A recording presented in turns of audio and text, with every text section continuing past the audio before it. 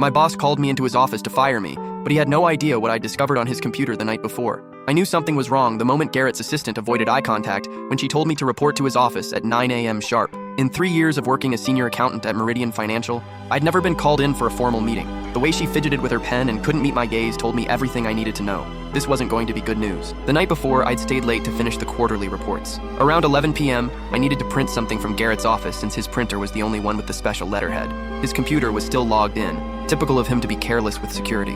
I'd always found it ironic that a financial executive could be so sloppy with basic cyber hygiene. That's when I saw the email thread that made my stomach drop. Subject: Problem Employee, Disposal Plan. The emails were between Garrett and our HR director, Vivian Cross. They detailed how they'd been systematically documenting minor infractions against me for months, building a case to fire me without severance. Every late arrival due to traffic, every typo in a draft report, every instance where I'd questioned one of Garrett's decisions, it was all there, meticulously cataloged like evidence in a criminal trial. But that wasn't the worst part. They were planning to blame me for the missing $47,000 from the client trust fund, money that Garrett had been siphoning off to pay for his gambling debts. The emails contained detailed discussions about how to make the theft look like my doing, complete with falsified transaction logs and backdated authorization forms bearing my electronic signature. I'd taken photos with my phone of every email, every document, every piece of evidence before logging out and leaving everything exactly as I'd found it. My hands had been shaking so badly I could barely hold the phone steady. Now, sitting in his office 12 hours later, I watched Garrett shuffle through a manila folder with my name on it. His bald head was already sweating despite the air conditioning running full blast. Dark circles under his eyes suggested he hadn't slept much either.